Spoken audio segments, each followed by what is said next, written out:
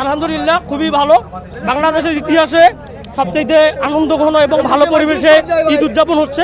এই জন্য আমরা সরকারকে কৃতজ্ঞতা জ্ঞাপন করি এবং আমরা মনে করি এই যে স্বাধীনতার স্বাদ এটা আজকে আমাদের ঈদে পূর্ণ হলো, 100% পূর্ণ হলো। এত সুন্দর আয়োজন, নামাজ থেকে শুরু করে মিছিল থেকে শুরু করে অনুষ্ঠান সাথে মিষ্টান্নর ব্যাপারটা টোটালি আমাদের কল্পনার বাইরে ছিল। এই রকমের উৎসব বাংলাদেশে আমি আমার জন্ম থেকে আমার বাপ দাদা দেখছি কিনা আমি জানি না। ঠিক আছে, এই 400 বছরের ঐতিহ্য আমরা এই নতুন বাংলাদেশে ফিরে পেয়েছি, আমরা ধন্য। ঠিক আছে, আমরা এইরকম বাংলাদেশে চেয়েছি। ঈদের মতো এমন সময় আর কখনই খাওয়া হয়নি এমন একটা প্লেসে এবং এমন একটি উৎসব, আসলে মানে পুরোপুরি ঈদের একটা মানে ফিল হচ্ছে। যে আয়োজনটা করছে আমাদের ঢাকা উত্তর সিটি কর্পোরেশনের মাননীয় প্রশাসক সাহেব, প্রধান উপদেষ্টা, ওনাদের অনেক ধন্যবাদ। আমরা চাই আগামীতে আরো সৌন্দর্য হোক, আরো ভালো হোক। আমরা অন্তর দিয়ে দোয়া করি আমরা যেন আগামী বছরে এখানে এসে নামাজ পড়তে পারি, এভাবে সেমাইয়ের আয়োজন করতে পারি।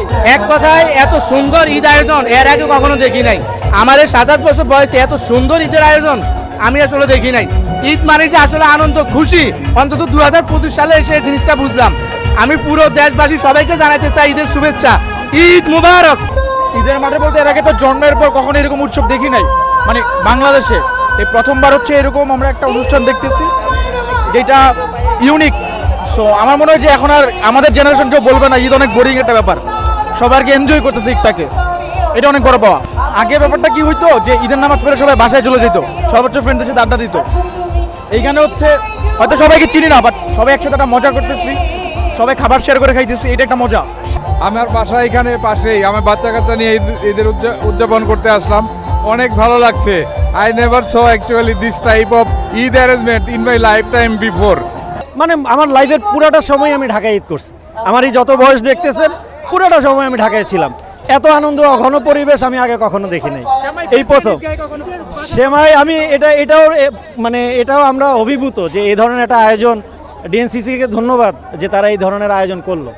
যে নামাজের প্রচুর পরিমাণ মানুষ হয়েছে এখানে, এই প্রথমবার এত সুন্দর একটা আয়োজন দেখেছি। এবং 1 মাস পর রোজা রাখার পর যেই মানুষের যে আল্লাহর প্রতি যেই ধন্যবাদ বা যে তৃপ্তিটা রয়েছে সেইটার বহিঃপ্রকাশ, এবং বিভিন্ন ধর্মবর্ণের লোক একসাথে ছিল, এটাই আমরা চেয়েছিলাম। সবাই একসাথে ছিলাম, সবাই একসাথে র্যালিটা নিয়ে আমরা এখানে এসেছি সংসদ ভবনের সামনে। খুবই সুন্দর একটা আয়োজন হয়েছে।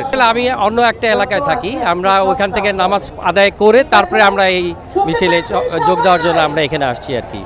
এই আনন্দটা শেয়ার করার জন্য যে নতুন বাংলাদেশে নতুন করে যদি আমরা একটা ঈদ উদযাপন করে যাতে আমাদের একটা সংস্কৃতির অনুষ্ঠান অংশ হতে পারি, সেই জন্য মূলত আমাদের এই অংশ হওয়া। এই তো আমাদের তো এই সৌর জীবনে এই ধরনের আনন্দ পাওয়ার আসলে সুযোগ হয় না, তো ওই আনন্দটা বাচ্চাদেরকে দেওয়ার জন্য আসলে এখানে সমবেত হয়েছি আর কি। আমরা 15 বছর ধরে ফেসিবাদী শাসনের অধীনে ছিলাম, যার কারণে আমরা ঠিকমতো ঈদ করা, আমাদের ভাই বোনেরা বিভিন্ন ব্যক্তিরা ওরা বাড়িতে ঠিকমতো ঈদ করতে পারতো না, কিন্তু এইবার হচ্ছে আমরা মুক্ত পরিবেশে দ্বিতীয় স্বাধীন বাংলাদেশে আমরা হচ্ছে ঈদ করতে পারতেছি। খুব সুন্দর ঈদ উপভোগ করতেছি আমরা।